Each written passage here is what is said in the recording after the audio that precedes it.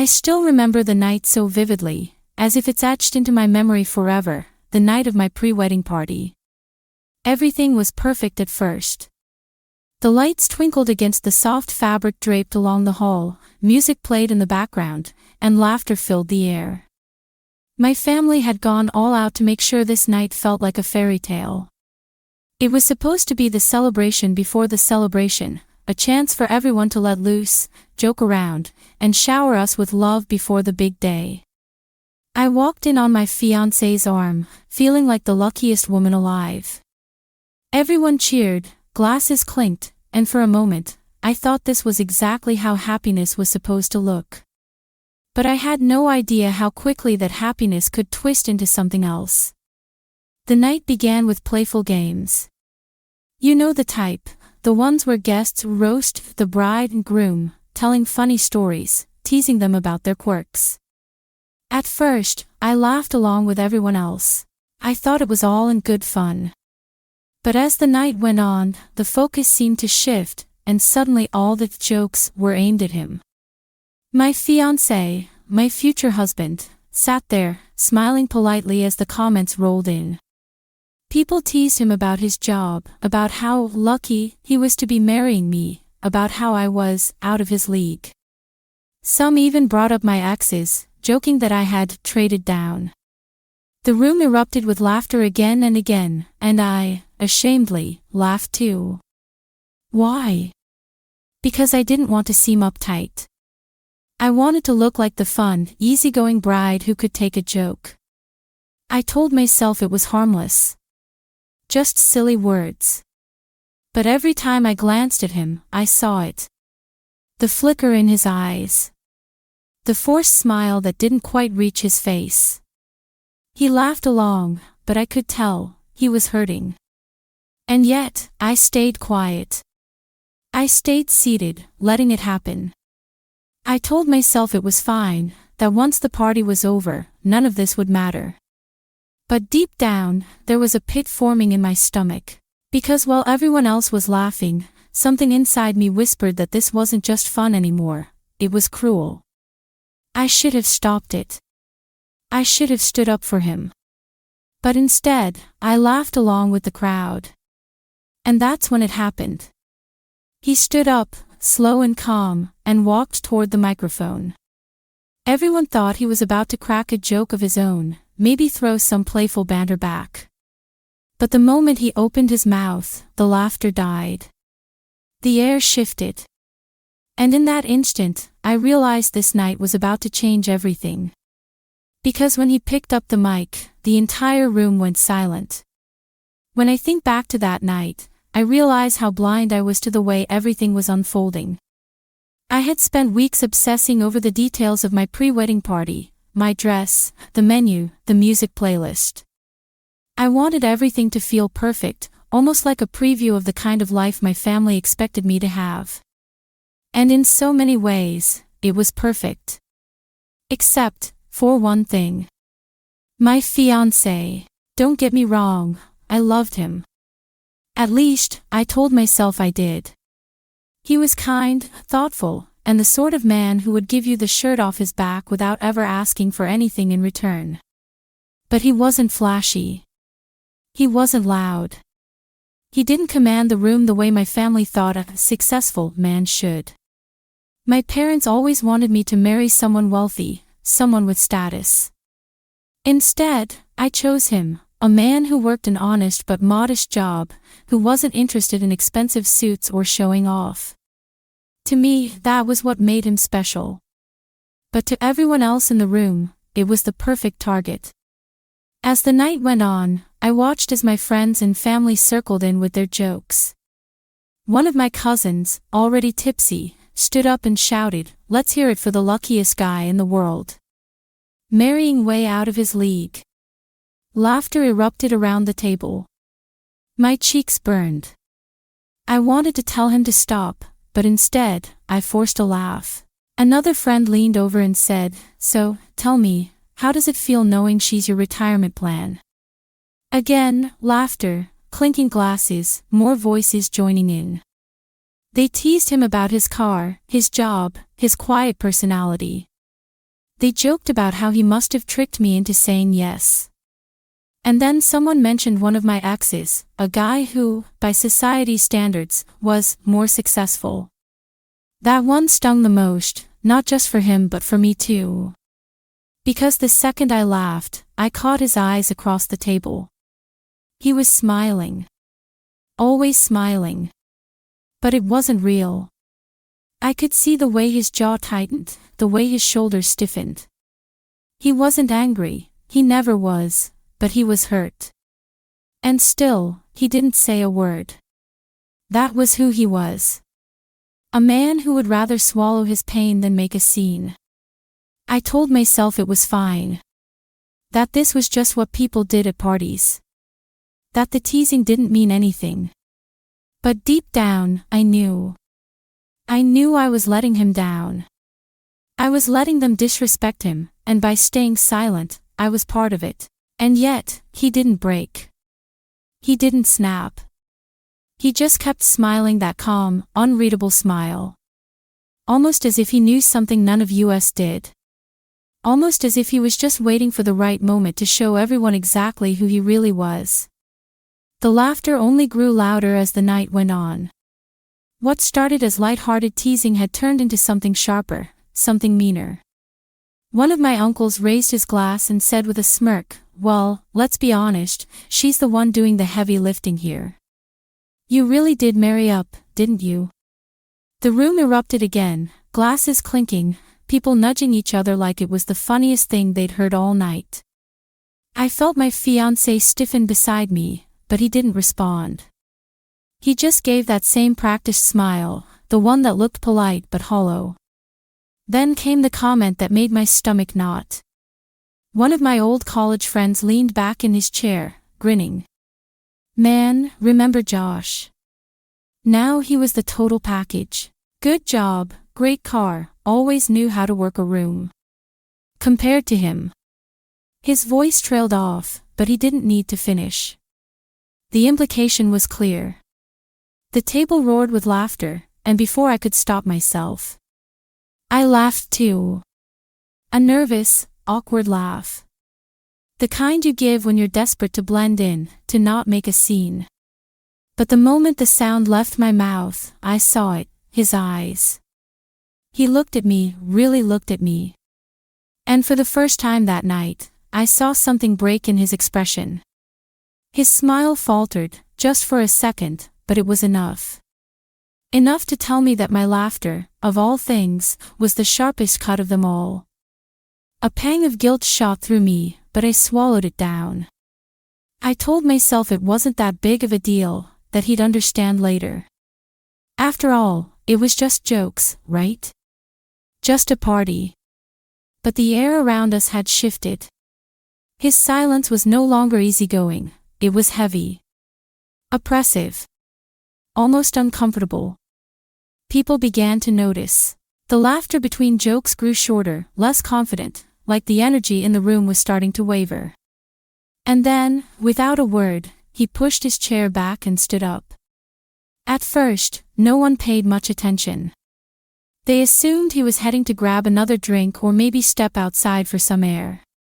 But then he walked toward the microphone at the front of the room. Slowly. Purposefully. Conversations hushed. Eyes followed him as he wrapped his hand around the mic. Someone muttered, "Oh, here we go, he's finally gonna clap back." A few people chuckled, waiting for him to throw a joke of his own into the mix. But he didn't smile. Not this time. His face was calm, serious, almost unreadable. He stood there, adjusting the mic stand, letting the silence stretch. And in that moment, I felt my pulse quicken. I had no idea what he was about to say, but I knew, deep down, that the night was about to take a turn no one expected. The room went still. The tension was suffocating. And then, he opened his mouth. He stood there for a moment, adjusting the mic, his eyes scanning the crowd. The room was still, expectant, like everyone was waiting for the punchline. And then he spoke. First of all, he began, his voice calm and steady, "Thank you. Thank you all for coming tonight, for celebrating with us, for showing up to share in this moment. There were a few polite chuckles, some nods. But there was something in his tone, something too measured, too deliberate, that made me sit up straighter. He paused, then let his gaze sweep across the room. I've been listening tonight. To all the jokes, all the laughter. About me. About how I'm not good enough. How I'm lucky. His voice didn't shake. It didn't rise. It was almost too calm, and somehow, that made it cut deeper. The air shifted. I could feel it. The same people who had been roaring with laughter only minutes ago were suddenly still, their smiles stiffening. A few glanced at one another, unsure whether to keep grinning or drop the act altogether. He continued, I know what you think of me. I know the whispers when you think I can't hear, the way some of you smile at her and then look at me like I don't belong by her side. My chest tightened. I wanted to look away, but I couldn't. His words weren't shouted, they were spoken with the kind of quiet conviction that made them land harder than any outburst ever could. I've been underestimated my whole life, he said, his hands resting calmly on the microphone stand. Mocked for not being flashy, for not being the loudest in the room, for not flaunting what I have. And tonight, well, you all reminded me of that again. The silence that followed was suffocating. No one laughed this time. No one dared. A few people shifted uncomfortably in their chairs, eyes cast down at their drinks. And me? I could feel my stomach twist in knots. Because out of everyone in that room, I realized I had been the one who cut deepest. My laughter, the one thing I thought was harmless, had been the confirmation of every cruel word spoken that night. He didn't look at me directly, but I felt it. The weight of his disappointment pressed down on me harder than anything else. And for the first time that night, I wasn't thinking about the party, or my dress, or how things looked. I was thinking about him. And how badly I might have just hurt the man I was about to marry. He took a deep breath, his eyes scanning the crowd again, and then his voice shifted, no longer calm, but firmer, carrying weight that seemed to echo in every corner of the room.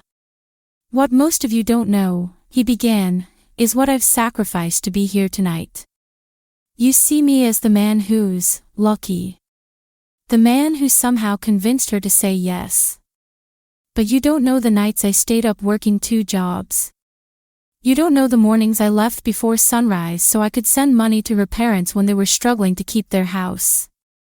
You don't know that I paid off a debt in her family's name so they wouldn't lose everything. Gasps rippled through the room. A few people sat back in their chairs, stunned. My heart stopped. I hadn't even known the full extent of what he had done. He continued, his voice steady but burning with emotion. You see me as someone who doesn't belong. But what you don't realize is that I've been building. Quietly. Patiently. I don't talk about it because I don't need applause to validate who I am.